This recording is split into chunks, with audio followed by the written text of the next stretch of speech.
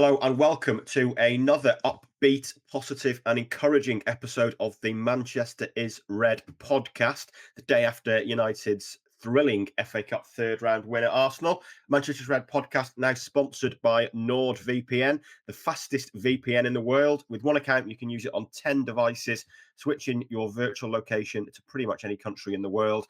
You can get cheaper subscriptions by signing up for streaming services and things like that in other countries where it might be a little bit cheaper than the one we're currently living in. Or you can use it abroad to make sure that you can watch the sport you want to. Imagine being out of the country yesterday and unable to watch that at the Emirates. With NordVPN, that'll never happen again.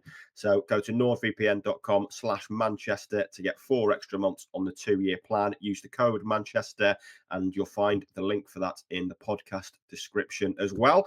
I'm Tyrone Marshall in the hosting chair today, joined by Samuel Luckhurst, whose company I had for most of yesterday, a trip to London from Leeds this time, thanks to Avanti West Coast's typical strikes. But Samuel, an enjoyable day and a hell of a game as well. It was an enjoyable day, primarily thanks to your company and Rich Fay's company, of Very course. But kind. it does help. It does help when there's a match to really get your teeth stuck into. And I did fancy United going into it. Maybe not so much after the 61st minute or the 63rd minute when the equaliser went in. But it never ceases to amaze um, how meaningful the FA Cup is, and being present for those games, those ties, you can't beat it. I've obviously covered United in several FA Cup games and attended FA Cup games as a fan as well. And it was different yesterday because we were in the away section Mhm. for the first time at the Emirates, where United said, I think it was 7,956 fans there. They should have had more, but Arsenal and the FA didn't give them their full allocation of 15% that they were entitled to. And so the away section went all the way round to the far right hand side of the press box, which is where we're normally put, but we're right up against it. And I think you received quite a fair bit of advice Yes. for your write up after full time. It was quite reassuring how many United fans were still spitting feathers over the referee's performance, but it was all very good natured. I obviously we don't know the chap's name, but he shook my hand and he said that he listens to the podcast. So that's he knows who he is. He was with his partner there yesterday, and I'm sure they had a very good day. But thank you to him and thank you to the others who obviously spoke to us and were very good natured, and as I said, gave quite cogent advice on how to write up that game yesterday. But it was after a very forgettable first half. It was pretty thrilling. It was tense, and I think as the game wore on, I think certainly I felt more and more confident that United would actually get through to the next round. And they, this team is. I said to Rich afterwards in the press conference just before Amrim came in, I said Newcastle was still last week, and Mhm. that's what makes this little period so remarkable from United. They've overcome, an extraordinarily dispiriting evening against Newcastle, and all of a sudden they're a team brimming with confidence, brimming with belief. Backing they had yesterday did help a hell of a lot. I think it was significant that Bruno Fernandes seemed to win both tosses for the penalty shootout, so that United could take the penalties up at the end where their supporters were, and they took the first penalty as well, which I think I'm pretty sure that was Fernandes' preference. I'm not sure Arsenal would have. I don't think Martin Odegaard would have elected to do that, particularly after he'd had his penalty saved in the 90 minutes. And really, it's one of those games that even as a journalist, you kind of like you float out of the stadium because you have just witnessed something that everybody's going to be talking about on Monday morning. Yeah, absolutely. And it didn't, I mean, it did not feel like that at half time when the first half had been pretty dreadful, really. It felt like the first half was waiting for Arsenal to take corners or free kicks. But like you say, the second half absolutely came alive. And it shows what that Liverpool performance did for confidence and belief for everyone, really, because like you say, going down yesterday, I think we both said on the train, you fancied them to put up a performance. And and get Yeah. something here. And in the end, they did in many different ways. It was Mhm. a day. I mean, the narratives were pretty obvious as well. It was a day of redemption, really. So I think probably worth going through some of those stories and those redemption arcs. Altay Bayindir, certainly one of them. The last time United were in North London, he turned in a pretty poor performance, at fault for two of Tottenham's 4 goals in that Carabao Cup game. He had a couple of nervy moments as well yesterday. His kicking wasn't great. I mean, we remarked on how he kept hooking goal kicks out of the out of play. He reminded me of a golfer who keeps taking the driver off the tee, an amateur golfer, and just can't stop but hooking it. And Yeah. it was a problem with United's build up. But in terms of doing what a goalkeeper is there to do and make saves, he was excellent. A brilliant save from Declan Rice in injury time. The Odegaard penalty save, which was superb. The Havertz save in the shootout. And in the Mhm. end, it feels like a big day for Bayindir. I'm not sure we necessarily think he's going to put too much pressure on Andre Onana yet, but his best day in a United shirt by a million miles. Yeah, he sent them out of the cup last month. He kept them in the cup yesterday. As you said, the penalty saves were both excellent because they were both pretty much right in the corner. So he had to be at full stretch. And then you've got to ensure you get, obviously you've got to get contact on the ball, but then you've got to keep it out. And certainly the Havertz one, it was almost, he was very, very close to the goal line just in terms of clawing it out. And it is rare when you see a penalty that's saved and your first instinct is, oh, that's a really good save. It's normally the taker whose technique is the focus of the analysis. And that obviously, certainly the Odegaard penalty save helped Bindir's confidence because he had looked very, very, I mean, he had looked dodgy up until that point. His kicking was possibly the worst I've seen from a Manchester United goalkeeper since Mark Bosnich. Even the first time he gathered a ball, he didn't look particularly convincing. He was a little bit unlucky with the equaliser. It wasn't a great punch, but I think he's enticed to feel that maybe the players, the defenders in front of him, should have been able to smuggle the ball out of the penalty area and get it away from Gabriel. But aside from the penalty saves, he made two very good saves from Declan Rice, the header, of course, and the shot that went across him. I think that was the better save. I think the header, that was a bad miss from Rice. He should have scored that. And Arsenal, let's face facts, they did reprieve United 2 or 3 times. United can be very grateful for Kai Havertz being mired in regression at the moment. He was pretty anemic yesterday Mm. in just about every sense, whether it was going down with a bit of a dive, whether it was not having the courage to convert a penalty or missing one or two pretty glaring opportunities in front of goal. I certainly, I said on the podcast on Friday, and this was before I asked Amrim who's going to start in goal, and I was quite taken aback when he said, "Oh, Altay will play," and I was like, I don't think Bayindir. Certainly after that Tottenham game, I didn't think he'd play again for them this season, and going off that logic, there was possibly a chance that he wouldn't play for them ever again, given the likelihood of a move in the summer.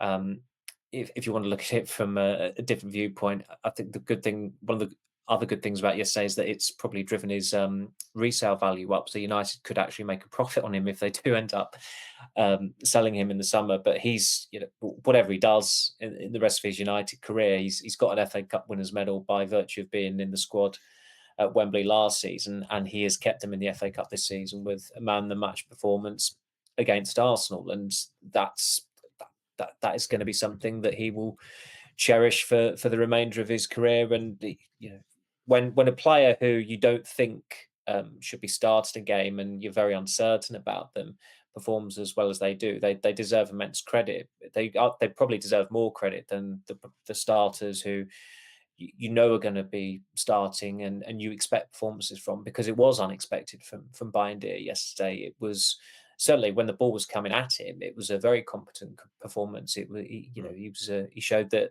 he can be a good shot stopper, having last month had the ball fly at him from pretty routine shot and just palming it straight back out to Solanke and getting beaten directly from a corner. But it was quite a turnaround. But that's become, certainly at the moment, that feels the theme with United. They do have this knack for remarkable recoveries. Yeah, absolutely. And then he made the save from Havertz. It was Vantage United in the shootout. When Thomas Partey scored, it was match point for United, and we glanced back to that line to see who was walking forward. And And I we knew think it'd pretty be. much we knew it was going to be pretty much the same time. We both went, "It's Xerxes," and I mean, the narrative was too perfect, wasn't it? That he was stepping up, like you say, that Newcastle game was last week, 2 weeks ago today, when he was booed off. He got great support at Anfield last week, and had that moment at the end of the game when maybe he should have shot. Probably the right decision to pass to Maguire, but a poorly executed pass. He held the ball up pretty well when he came on. He got United out of got United up the pitch at times yesterday. But the narrative was just perfect when he stepped up to score that winning penalty, and the fact that he did it in front of those 7,950 United fans as well. It was a brilliant, brilliant moment, wasn't it? Yeah, I mean, the only disappointment was that they promised that they'd come on the pitch if Xerxes scored, and they didn't. Yeah, There was no pitch invasion. He kept up his end of the bargain. But one of the most impressive things about yesterday, and there's so much to unpackage from that game, from covering United because of how it was just brimming with positivity.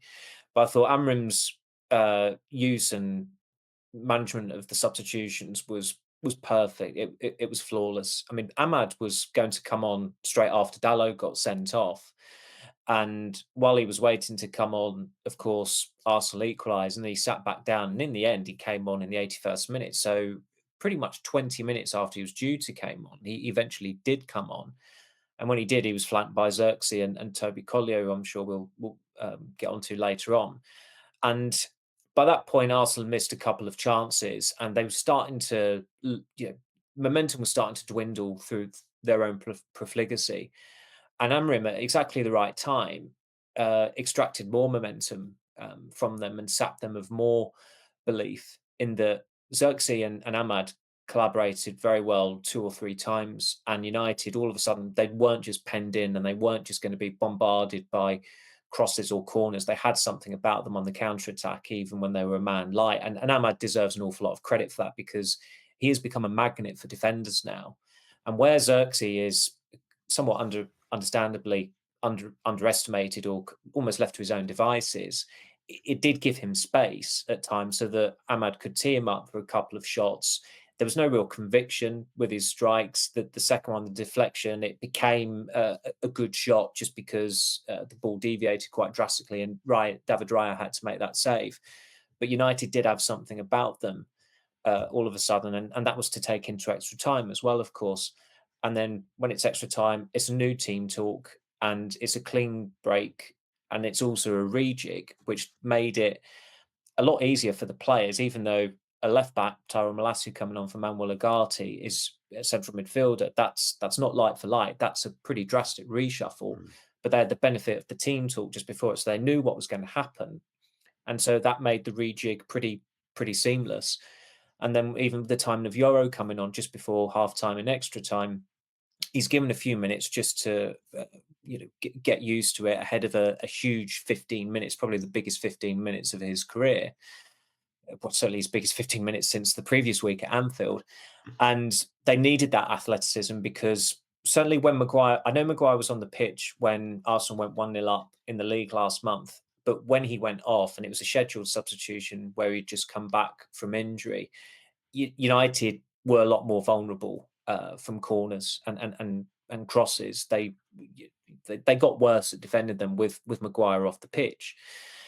So they had to compensate for that yesterday, and obviously Yoro was always going to come on as the centre back, but then also that in-game management of just putting Martinez up front, as you said, pretty much because they needed more height there. So that's why Mazraoui went into the back three, and Martinez was up the other end playing as a striker for about 5 minutes or however long it was. So I think gradually, as that game went on, the momentum was creeping up for United, and it shot all the way up, of course, with the penalty shootout where they converted all 5 of their kicks. But the time of those changes was really, yeah, really sound. It was strategically sound from Amrim. It could have blown up in his face, and he could have looked reactive if Rice had put that header in, or if Havertz had his shooting boots on, but they didn't. And so you've got to give him his kudos for making those changes at the time. And as I said earlier, saying to Rich, Christ, Newcastle was only last week. For Xerxes to go from that 13 days earlier, and within that time, he could have won it at Anfield. I still think he made the right decision, passing the ball to Harry Maguire. It wasn't a polished pass, but he made the right decision. And then a week later, he does hit the winning goal in an FA Cup tie at Arsenal. The United away days deserve an awful lot of credit as well for the reception they gave Xerxes when he started warming up at Anfield, and they were singing his name, and it was difficult to make out what it was at first, because it was definitely to the tune of White Stripes, Seven Nation Army, which is usually reserved for Van Persie. And after a few seconds, we tweeted, "Oh, they're chanting Xerxes' name," and that will have done him the world of good after thousands effectively goaded him during the Newcastle game. And I know there was a counter response to that as well from a lot of United fans in the ground, but a lot of fans heckled him effectively. A lot of fans booed him. And I know it was a bad situation United were in, but I've never approved of fans booing their own or heckling their own players. I just don't think it's the done thing. So for Xerxes to go from that to yesterday in under 2 weeks, I mean, football just finds original ways of surprising you. Really, you would not have had him down to have that resilience and to be able to step up like he did. But I think it was also a reflection of his of the confidence that he's gaining. I know he's not scored an actual goal, but I certainly had reasonable belief in him to stick that penalty away yesterday. And I know that they were fortunate to be up against another Spanish goalkeeper who happens to seemingly be dreadful in penalty shootouts. So fortunately for United, this one wasn't on their side. But it still takes a hell of a lot of bottle to to step up and to take that penalty, because strategically they would have had him down as the fifth penalty taker after two centre backs had taken penalties, thinking this gives us a good shot at winning the shootout, and it paid off. Yeah, absolutely, and like you say, full credit to him.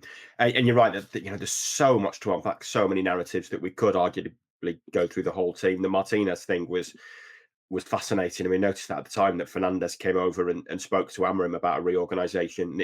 It almost looked to be led by Fernandes rather than Amrim, because it was Fernandes that kind of instigated the conversation. And I think I said to you that Martinez must be carrying a knock because he's gone up front, and then you start to wonder whether it's like you said, whether it's height related. It was something Fernandes had obviously noticed, and fascinating really to see that happen.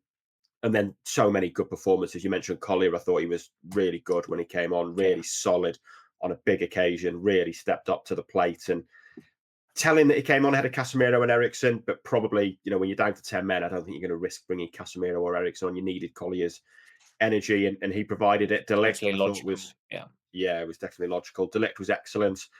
But, we mentioned redemption earlier. I thought Harry Maguire was magnificent at the heart of that defence again. 104 minutes. He was in bed on Friday, ill, and managed to play for 104 minutes. He had to drag himself off the pitch at the end. He spoke to us in the mix zone afterwards and was great value again. 7.5 minutes, which is often longer than you get with a lot of players in the mix zone. And such a good, insightful talker. Even just talking about the league table, the league table is embarrassing to look at, and just such a good talker. So we'll see a lot of this afternoon coming out. So insightful on Amrim and staying around for the new contract. But he is, he has been really good of late, hasn't he? And he looks perfectly suited to this Amrim system as well. I think he's become a proper United player since having the captaincy stripped of him, which would have been pretty galling for him, to say the least. He'd have been gutted, and he's had some extremely tough times at United. So I can't, I think there was an interview with Paul Pogba earlier in the season where it was a strange interview. It was almost as if the interviewer was programmed to name these players and try and join the dots. And these are the scapegoats and Pogba was like agreeing with it, and it was like these are the only scapegoats. There was no mention of Harry Maguire whatsoever, which was preposterous, because he has been pilloried and kicked from pillar to post from continent to continent. You had fans booing him in Melbourne, fans booing him in Las Vegas, fans booing him in Dublin. And the past 18 months has been a pretty extraordinary revival in that he was on the brink of joining West Ham. United accepted a £30 million offer for him, and he only stayed because they couldn't make up the shortfall for what would have been the shortfall in his wages. Yet, he'll have known at that time that the majority of United fans wanted to see the back of him. But he's, I remember when he came on at Arsenal last season, he was cheered on by Arsenal fans because he was this figure of fun. And then I think it must have been barely just over a week later, he scored an own goal when England won up at Scotland at Hampden Park. And of course, his mum put out that post, like very emotional, understandably. I mean, I can't imagine. Christ knows what my mum would do if I was. I think she gets angry enough over idiots online and what they may say.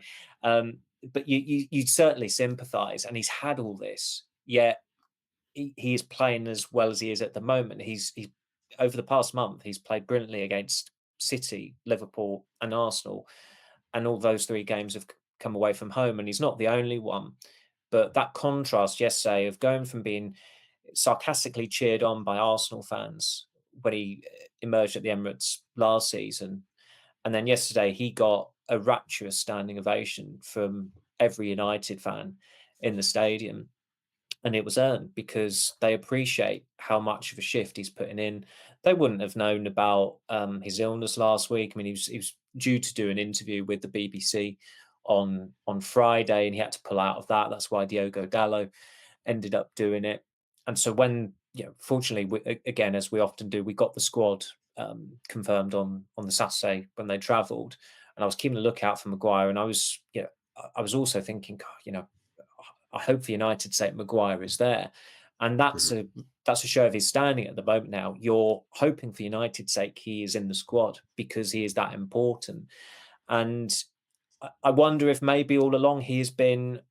He's just been a really, really good centre back, and I know he's played well in a back four as well. But maybe he's been a truly brilliant centre back in a back three, but he's been hidden all along in a back two with United or a back four, however way you want to phrase it, because it does seem to suit him a lot more playing in a back three. And I know he has played in. I mean, he must have played in back three now dozens and dozens of times for England and for United, but it does seem to suit him a lot more, having that extra layer of security, if you like, with someone else alongside him, where every defender has, or most defenders have at least one flaw, and he's not obviously got a great deal of pace, Maguire, but certainly yesterday you knew that he was going to start. I think there would have been some fans, I'm sure there were some fans who were thinking, when's Lenny Oro going to become a first team? And I completely get that.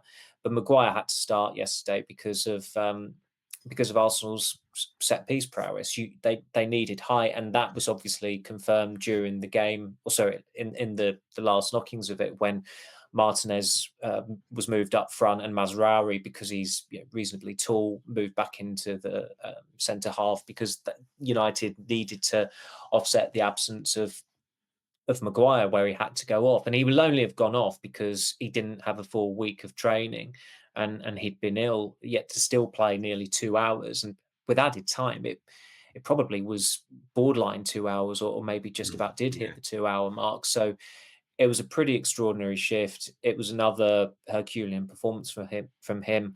I think it also will have gone down well with United fans just how affronted he was by the penalty. Sometimes I know it's just I know he's thrown his weight around, and I think it's been well publicised exactly what he called Kai Havertz as well. But things like that, they will go down well with supporters, and he's not doing that for the cameras, as you told me yesterday after you spoke to him. He thought that VAR was going to reprieve him, and then he remembered that VAR wasn't active, and he told you that's where he lost his head. So he does seem a very different personality. I mean, there was that time, of course, where Roy Keane impersonated him, and it was a little bit unkind, but he did reflect the feeling and the general mood towards Maguire at the time, that he could be a little bit inauthentic when he spoke as captain. Yeah, you spoke to him yesterday. I interviewed him in LA in the summer. Spoke to him in the mix zone last season as well. He's genuinely a better talker and a more authentic talker now that he's not got the captaincy, and he's maybe not in the crosshairs as much. And he got the armband a couple of times last month against Everton, Newcastle in games, which and Ten Hag was at a point where I think like if there was a youth teamer on the pitch, he would pass the he'd have the captain's armband passed to him instead of Maguire. He didn't want to entertain the prospect of Maguire ever pulling it on again. But it's different under Amrim, and I thought it was the right decision to trigger the extension of his contract. I'd have understood it if United hadn't. But when the manager says he's perfect for a back three, and they back the manager by keeping the player for a little bit longer, that also bodes well, because that could easily have been taken out of Amrim's hands. And as Sir Alex Ferguson said as recently as Kath Phipps's funeral last week at the eulogy, he said the manager is the most important man at a football club, and that should still be the case at United, as much as eras have changed and as much as football has evolved. Yeah, absolutely. Maguire said yesterday that Amrim had told him when he found out he had the option of an extra year in his contract, it was a no-brainer, and I think that is something we all agree with at the moment, but something that you wouldn't have thought would be the case 20 months ago when he was still having a difficult time. So, fair play to him for showing the character and then the spirit to sort of fight back from that and get to where he is now. We've not really touched on the goal either. A brilliant finish from Fernandes. There's probably not loads to say about it beyond the fact that it wasn't a great ball from Garnacho, and it was a phenomenally well-controlled finish. What we do need to touch on is probably the referee. And, you mentioned the advice we were getting when the United fans were leaving the stadium yesterday. I think there was the odd bit about Xerxes, but 99% of it focused on the referee. And it was a pretty disastrous performance, wasn't it? I mean, I thought the red card was fair enough. There wasn't a lot of contact, but when Dalot slides in like that and Moreno's got to jump out of the way to avoid contact, when an opponent is jumping out of the way because otherwise he's going to get his legs taken out, I think that still classifies as a foul for me. Yeah. And I thought it was fair enough as a second booking. The penalty decision was disastrous. How he can see that as a penalty, I don't know. And just so much of some of the decisions he made, it felt like he lost control of that game very early on when he didn't need to lose control of it. I thought even before the Martinez yellow card on Gabriel Jesus, which, I mean, Jesus has you're not going to do it literally, but Jesus has got a face you want to punch at times. Like it's that really sulkiness about him. And Martinez didn't punch him; it was just like some arm off into the mush. But Jesus does have a knack of milking it, and referees have got to see through it at times. And I mean, this guy Andrew Madley is not even the best referee in his family. It's very strange that a couple could produce two sons who both go into professional refereeing, but that's what the Madleys have gifted to the world. And Andrew Madley was just completely he was madly out of his depth yesterday. So from that decision onwards, I think that was the first red flag, because I didn't think that was a booking. It was a foul, but I thought that didn't meet the threshold of a booking. And then you knew that he'd lost complete control when he didn't give a foul against Jesus, and what would have been a yellow card as well for him tripping up Fernandes when Fernandes was about to shoot from Mazraoui's cutback. Now, Fernandes should know better than to chuck his boot to the ground twice. I think he could have got away with it once, and he's going to moan.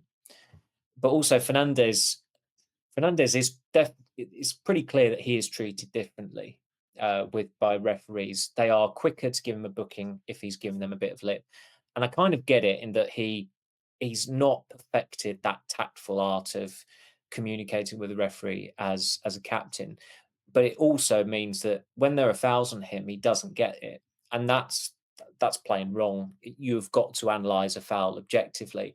And it must have been I thought it must have been pretty humiliating for the referee yesterday when Jesus was down injured, having clearly made contact with Fernandes, and then had to be carried off on a stretcher because he'd fouled him.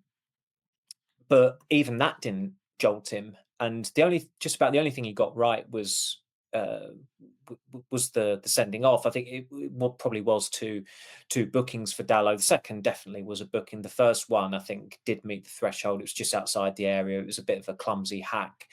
Um, I don't think anybody would dispute that at all. And United fans seemed pretty measured because some of them were asking, not just ourselves, but some others in the press box, was it a red card? But they asked it kind of like thinking that they knew it, but they were still angry about it. Maybe angry at Dalot for being so overzealous at that situation. And you also had, I didn't realise it, I because it flashed up that Ugarte had been booked where he'd committed a foul, but he'd actually booked Kobbie Mainoo for nutmegging an Arsenal player, which for me, you watch how far the ball has rolled away as well, and like a snail could probably go that distance in the same amount of time. It wasn't kicking the ball away. It wasn't dissent. It was just a job's worth referee being a job's worth. And then, of course, worst of all, with the penalty, from where we were, it did not look like a penalty. And where we were was in line with David Raya's 18-yard box. And this incident happened in the penalty, obviously in United's penalty area, right up the other end. And I think my dad said to me, some Arsenal fans online were even saying we can't even beat United with 12 men, and they've got 10 men. So I think there was a fake quote circulating last night by one of the parasitic accounts from Arteta saying the referee was in United's favour. There's not been a single actually reputable source out there that's proven that to be correct as far as I'm concerned. I've not seen it. It just seems to be something, classic Elon Musk platform where if you want to believe it, you're going to believe it, and that's that. But that refereeing performance yesterday it's one of the worst I've seen live. It was pretty breathtaking how bad he was, and then going into extra time, he'd gone a long time without doing anything contentious. And then I think it was Collier who went up for an aerial challenge, which looked completely fair, and he blew up for that. And the United bench were up in arms. And really, Amrim is a very, very measured guy during games. If he's ever berating someone, it's his own player because they've not taken an instruction on board, or he's frustrated with the pattern of play or something or other. And he started to just like turn around and turn away, really, just trying to keep himself in check because he didn't want to vent at the referee. And he showed really admirable restraint, because I did think when I saw the team sheet and he was the referee, I thought he's not really got much pedigree as far as I can remember of big games. I mean, I recognise the guy. I've seen him in. Fair enough, he's got some experience, but he didn't strike me as a big game referee. But then again, that's the problem that the PGMOL have. There are no good referees out there, and as you said very accurately yesterday, that performance from Andrew Madley was the best ever advertisement that VAR has ever had. Yeah, totally. Yeah, the best. I can't remember how I phrased it now, but essentially the best advert for giving referees technology is giving them a game without technology, essentially. And you see some of the crazy decisions they make. And that's all for the first part of this podcast. A longer first part than usual, given there's so much to talk about and so much of it positive. We'll be back after the break to look ahead to the Southampton fixture.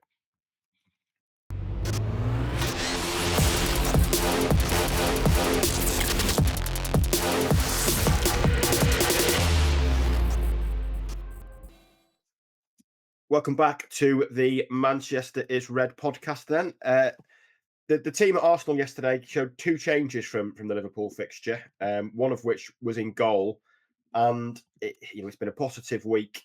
United weren't at their best in possession yesterday. I thought that was an issue in the first half, but they've shown a lot of character this week. They've shown the right attitude and the right spirit.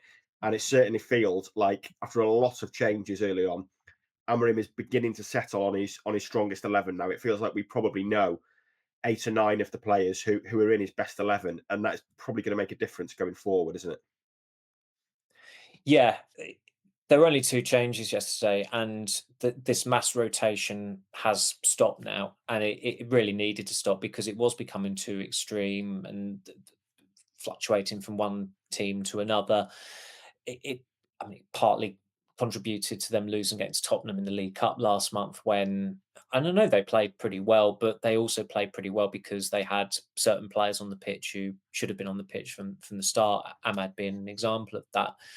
Um, I mean, yesterday's performance was all the more impressive because they didn't have their player of the season on until the 81st minute, and Ahmad, even with playing 30 or sorry 40 minutes or whatever it'll have been, was brilliant. And as I said, he's becoming a magnet for defenders. He's luring defenders over and creating space for teammates. But we certainly, where he'd confirmed Bayindir was starting, I think everybody would have guessed it would have been otherwise unchanged. There was just that one enforced change because Ahmad had been had an issue in the week, a minor issue, so he didn't want to risk him. And in the end, it worked out because Garnacho got an assist. It was by far and away the best piece of play from Garnacho under Amrim. I know the pass was nowhere near as polished as I thought. I thought it was a much better pass, but goodness me, it was a hell of a strike from Bruno Fernandes to hit a bobbling cut back like that, where it's just curving past the defender's shoulder and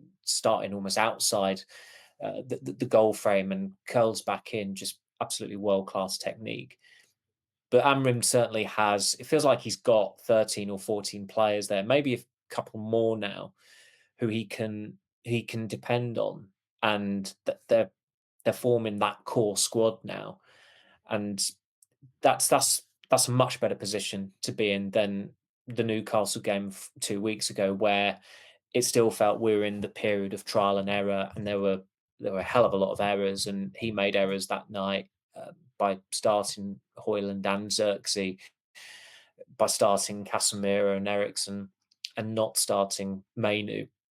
And it's a case of lesson learned, I guess. And there was always going to be an element of him learning on the job because he was coming in during the season. He only coached in Portugal previously. It's a huge leap from Sporting to United, and he got the forecast correct as well. He said there'd be a storm. There was a pretty treacherous storm that they had to come through United, and I think he's just a very, very good judge. He was always going to make mistakes, but they're forgivable mistakes, and it's better to get them out on the road early on, and then it paves the way for a smoother second half of the season. And certainly, the outlook now it's a hell of a lot sun. It's sunny now, whereas it wasn't. When the United coach himself is saying using the word storm, um, and as I said, that forecast was correct, but he's he's really maximised these 2 weeks where they've had 3 midweeks, and that's going to be crucial next month because they'll have 5 matches now that they're still in the FA Cup, and absolutely they would have wanted that. He will absolutely want to avoid two Europa League playoff games, and I think they will do. They've got a big week this week. You can't underestimate the significance of this week just because it's Southampton and Brighton. Brighton have been a little bit erratic this season, but they've turned over United a few times in recent years. Southampton,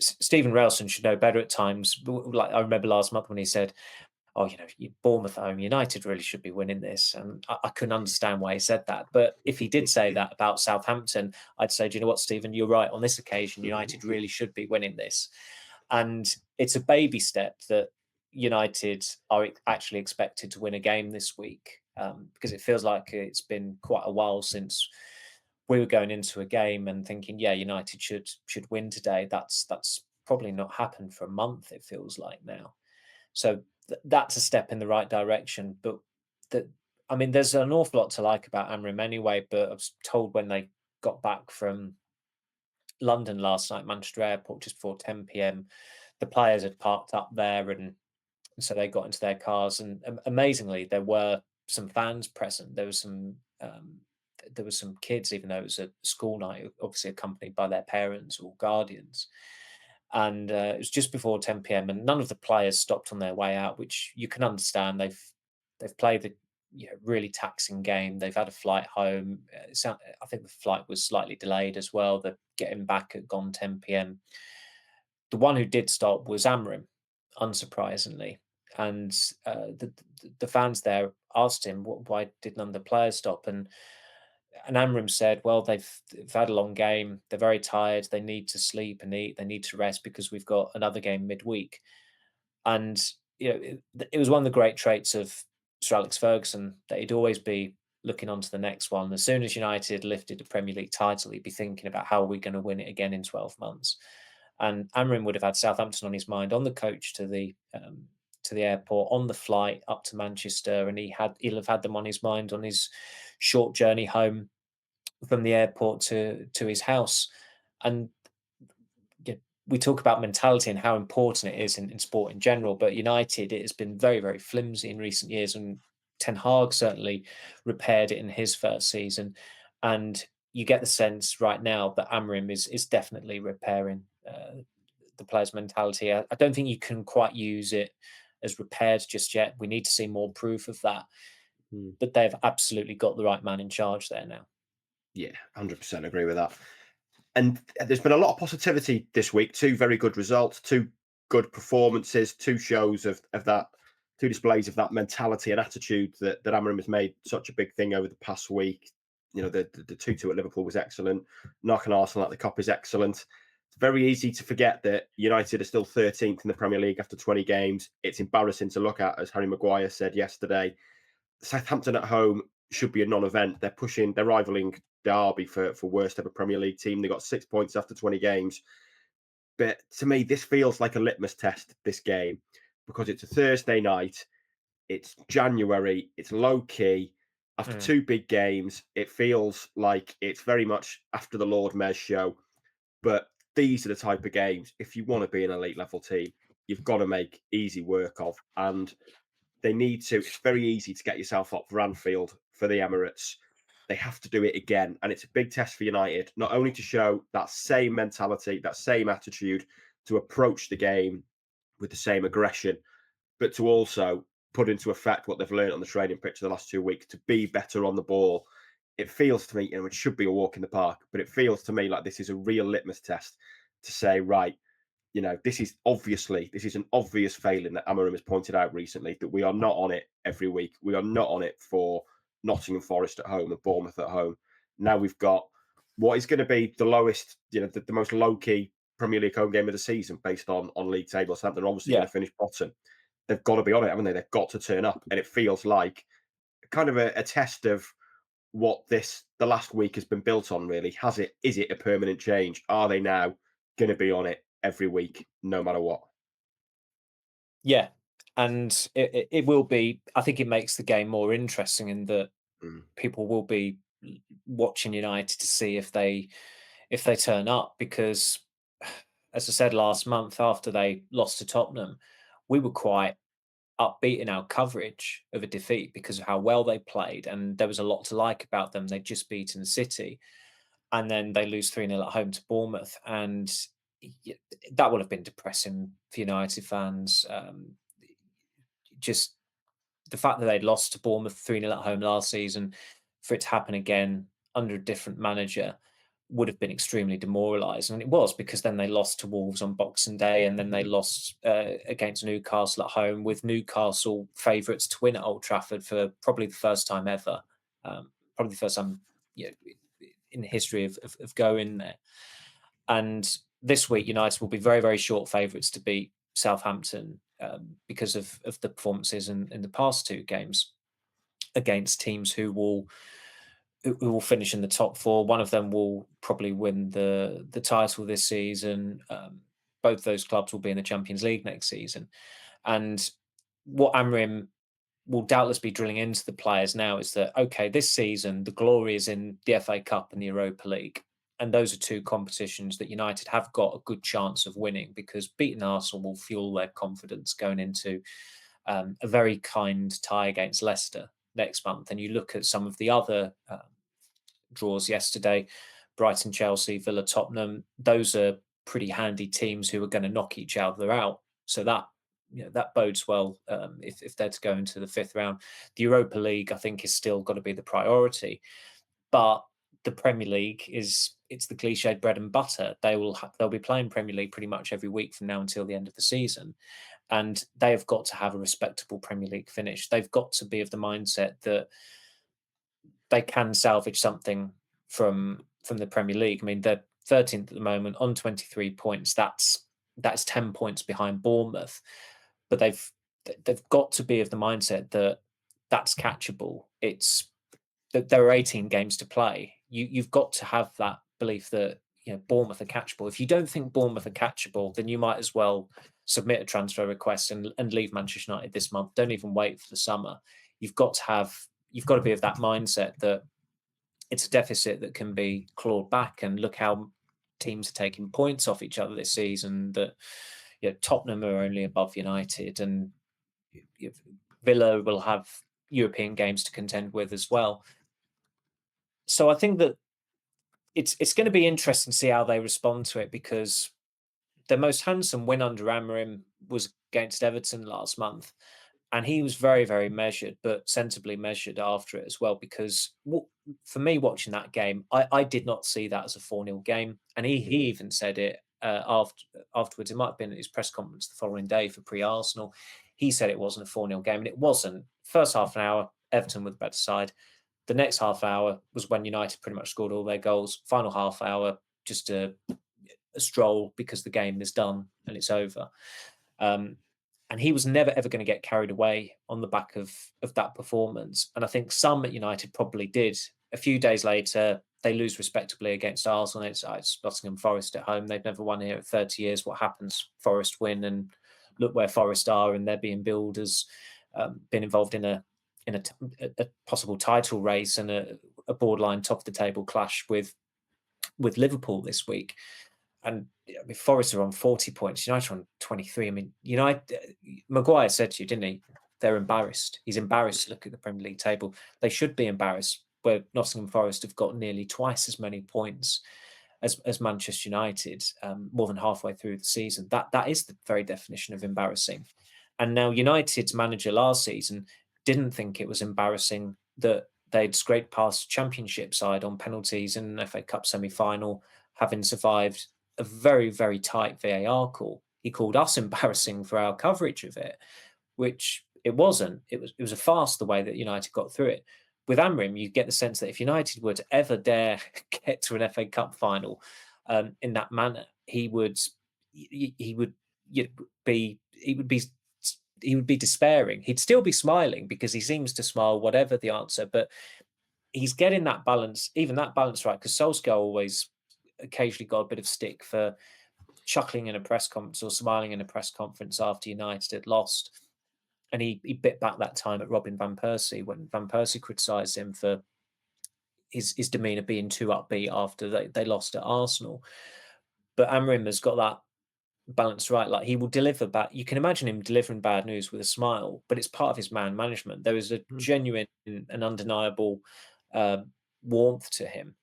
And this period is like every period covering United. It's fascinating in one way or another. And this season will become more and more fascinating with every month, because we're getting closer to the run-in, and hopefully, for United's case, one or two finals to play in May, quite possibly. But they have absolutely got to win this week. I think they've got to take 6 points this week, because it would be a big signal of progress as well if they beat Brighton at home, because Brighton absolutely did a number on them at Old Trafford last season. The season before that, they won at Old Trafford as well, of course, didn't they?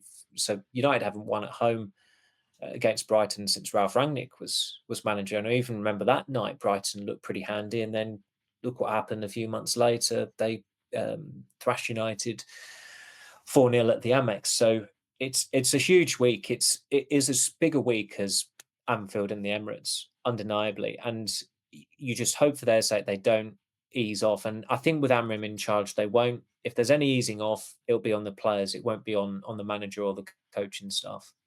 Absolutely. It is a fascinating week. And like I say, they do need 2 wins, 6 points, 2 decent performances. And I think we will all feel they are moving in the right direction. Samuel, thank you for your time today. Thank you, Ty. Appreciate it. We'll be back, or I think yourself and Stephen probably will be back on Friday to squeeze a podcast in between Southampton and Brighton. Hopefully it'll be another positive one. Remember to subscribe to get the latest podcasts in your feed. Leave us a like as well if you've enjoyed it, or even a review if you've really enjoyed it. That's all for now. Thanks for listening, and we'll speak to you all later in the week.